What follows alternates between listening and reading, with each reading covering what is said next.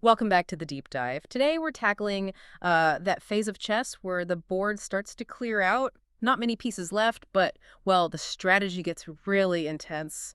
The end game. Yeah, this is where games often get decided, isn't it? You can turn a draw into a win, or sometimes, salvage a completely lost position if you know what you're doing. Exactly. It's the part a lot of players find maybe a bit intimidating. Feels like pure calculation sometimes. It can seem that way, but really, Mm. it's often less about calculating endless variations and more about um, understanding key patterns, recognizing the important ideas and sort of the standard procedures. Absolutely. And we've got some great material here focusing on those really foundational must-know endgame positions.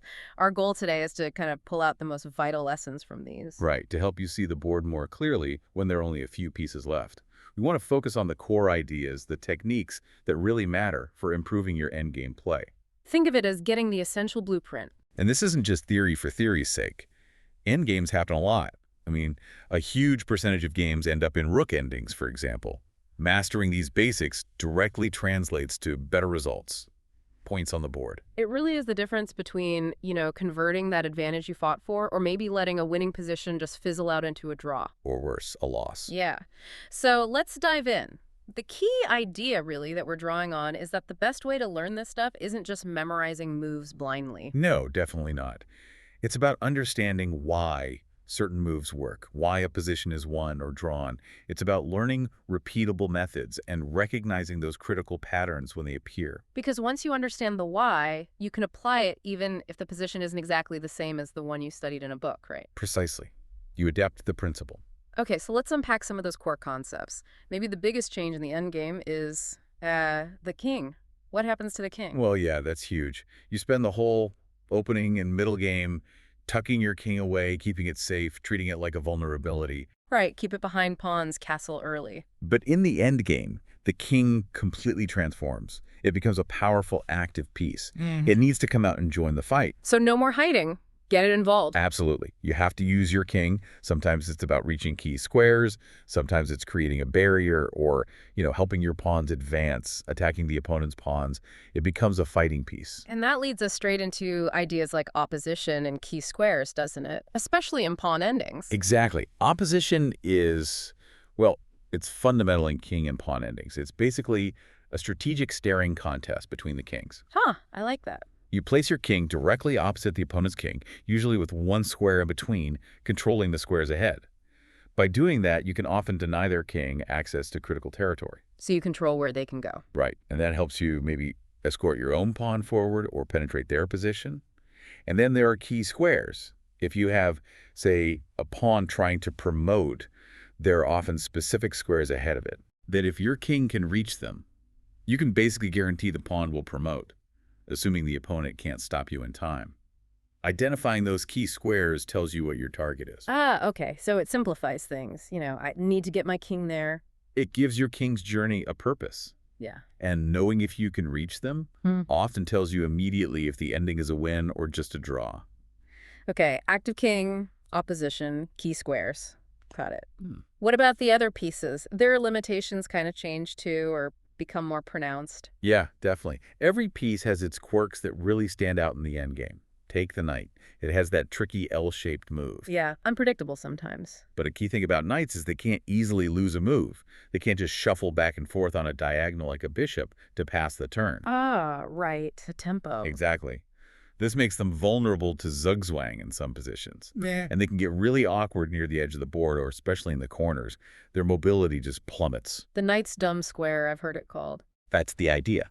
It gets stuck where it can't influence the key squares, maybe can't stop a pawn, and it just gets dominated. Kings, on the other hand, are slow but flexible. Bishops are color-bound but control long lines. Rooks love open files. Understanding these basic traits is vital. Helps you spot traps, or maybe more importantly, defensive resources. Which brings us to another big defensive idea. Fortresses. Ah, yes, the fortress. This is crucial when you're defending, especially if you're down material. Sounds like digging in, building walls. That's pretty much it. You aim for a position, often with blocked pawns or a specific piece setup, where the stronger side physically cannot make progress. They can't break through. Even with an extra piece. Sometimes, yes. Maybe the king is cut off or the pawns are blocked on squares the attacking pieces can't easily target. Holding a fortress often involves just making simple, patient waiting moves, giving the opponent no way to improve their position or create a weakness. Creating an unbreakable stalemate, almost. Not quite stalemate always, but an unbreachable position. It's a really important drawing technique. Okay, so we've got these core ideas. Active king, opposition, key squares, piece limitations, fortresses. Let's look at some specific endgame types that are, well, absolutely essential, the ones you see all the time. Top of the list has to be rook endings. They are by far the most common type of endgame you'll encounter. Right. And incredibly complex sometimes, too. They can be, but there are some fundamental positions you just have to know. The absolute cornerstones are the Philidor and Lucena positions. Ah, the famous ones. Philidor first, that's a drawing technique, right? Yes, Philidor is the classic defensive setup when you're down a pawn, and the opponent has a rook and their pawn is advancing. The key is getting your king in front of the pawn, usually on the first or second rank. Blocking the path. Exactly. Meanwhile, your rook waits, typically on the third rank, staying passive for a bit. Then, the crucial moment. When the opponent pushes their pawn to the sixth rank, then your rook drops back to the back rank, usually the eighth. And then it starts delivering checks from behind, distant checks. The attacking king has nowhere to hide from the checks and can't effectively support the pawn's final step to promotion. It's a beautiful defensive idea. Works against most pawns. Okay, so Philidor, king in front, rook waits, then checks from afar. What about Lucena? That's the winning counterpart. Exactly. Lucena is the fundamental winning position. You have the extra pawn, it's reached the seventh rank, your king is usually on the eighth rank, helving it, but the opponent's rook is checking you from the side, which is annoying. Right, preventing the pawn push. The winning technique here is called building a bridge.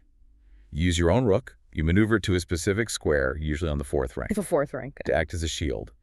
It interposes against the checks, creating a bridge, so your king can safely step out from the side, get in front of the pawn, and then the pawn promotes easily. It's a very precise maneuver, but essential for converting these advantages. Building the bridge to victory. I like that visual. Okay, so Philidor for drawing, Lucena for winning. What if you're defending a rook ending and you can't get that ideal Philidor setup? King stuck somewhere else. Good question. Sometimes the Philidor isn't possible.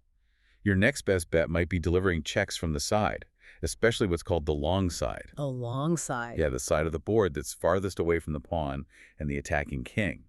Your rook wants maximum checking distance. You try to keep checking the king from the flank, maybe aiming for the eighth rank eventually, just constantly harassing it to prevent it from finding shelter or supporting the pawn effectively. It's often harder to hold than Philidor, but sometimes it's the only chance. Makes sense. Annoying the king. It's amazing how precise these rook moves have to be. Let's shift gears slightly. What about king and pawn endings? Just kings and pawns, no other pieces. Deceptively simple, but incredibly important. These are super frequent too, maybe after trading off the last pair of rooks or minor pieces. And all those concepts like opposition and key squares really come to the fore here.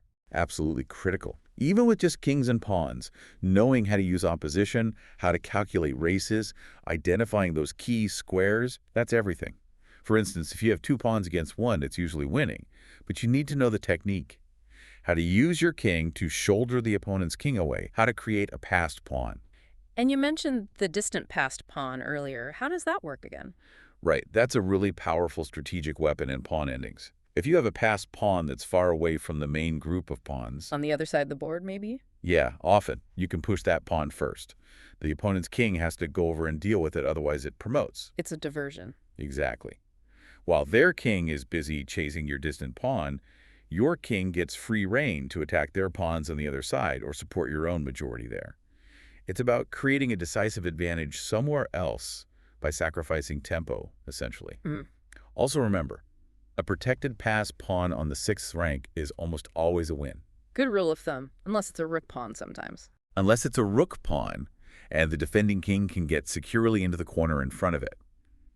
Then sometimes it's a draw. Details matter. Always the details. Okay, what about endings with bishops? Let's talk opposite colored bishops first. They seem to pop up quite a bit. Very common and notorious for being drawish, but not always.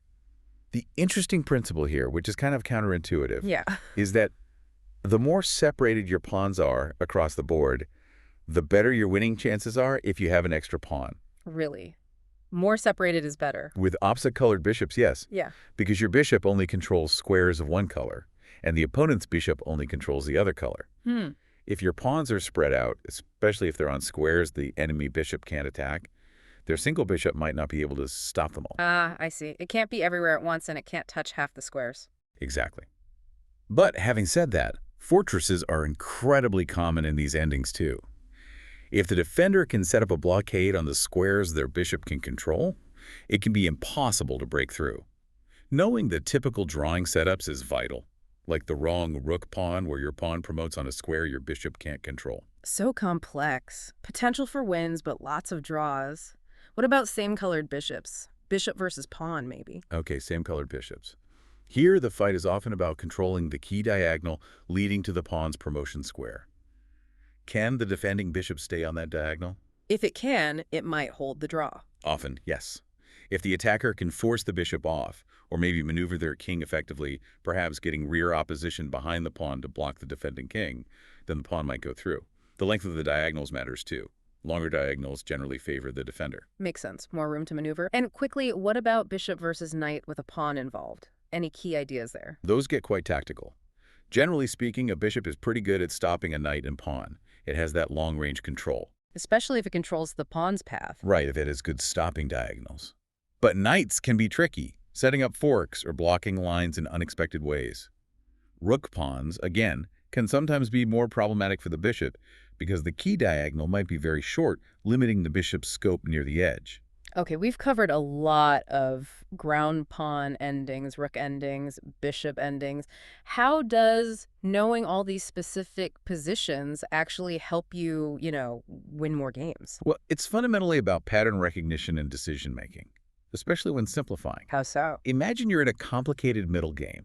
You see a possible sequence of trades that leads into, say, a rook and pawn ending.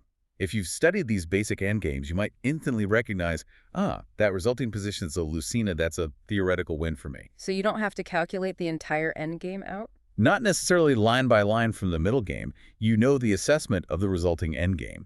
It allows you to make confident decisions about trading down or avoiding certain simplifications because you know the theoretical outcome. You reduce complexity. It's like having a mental library of common results. A bit of a cheat sheet. Kinda, yeah. And the approach we're discussing, the one really emphasized in great endgame material, isn't just about passively reading this stuff. It's about active learning. The basic test idea you mentioned. Exactly. Don't just look at the solution immediately. Set up the position on a real board seriously. Using a physical board helps cement these ideas way better than just looking at a screen. Get that tactile feel. Yeah, and try to figure it out yourself first. Why is it a win? How would you defend it? Struggle with it a bit. Then look at the explanation. When you see the correct technique after trying yourself, it sticks. You understand the why much more deeply. Because you've grappled with the problem. Right. And that understanding of the why is crucial because, like we said, real game positions are rarely perfect textbook examples. They'll be slightly different. But if you understand the underlying principle, the core idea of the Lucena bridge or the Philidor defense, you can adapt it. You can apply the procedure even if one pawn is shifted or the kings are slightly off? Precisely. And studying those extreme positions, where just one tiny change flips the result from a win to a draw that really sharpens your understanding and your calculation. It shows you the boundaries of the principles. Okay, so we've really taken a deep dive today into some absolutely critical endgame ideas, drawing from, foundational knowledge. We've covered the king becoming a fighter, pawn endings with opposition and distant passers, the big rook endings like Lucena and Philidor. Opposite-colored bishops and their quirks, same-colored bishops, the idea of fortresses, just hitting the highlights of what's really essential. And the real benefit, the real power, comes when you take these ideas and actually work with them on the board. Test yourself. Absolutely. And the great thing about endgame knowledge, unlike maybe some trendy opening lines, is that it's timeless. The principles of the Lucena position aren't going to be refuted next year. This knowledge lasts. That's a great point. So for you listening, what stands out the most from all this? Is it maybe the idea of the king's transformation or the surprising ways opposite-colored bishops behave? Maybe the elegance of that Lucena bridge maneuver? Keep exploring them. Set them up. Play them out against a friend or an engine. The more familiar you become with these fundamental patterns, the more instinctively you'll recognize them and apply them in your own games. It really will help you navigate that final, often decisive phase of chess with much more confidence. Final thought for you to chew on. How might knowing, really knowing, that a particular endgame arising from a trade is a theoretical win or a dead draw? How might that knowledge influence your decisions way back in the middle game? Would you be more willing to simplify, or maybe keep things complex if you know the resulting endgame isn't favorable? Something to think about.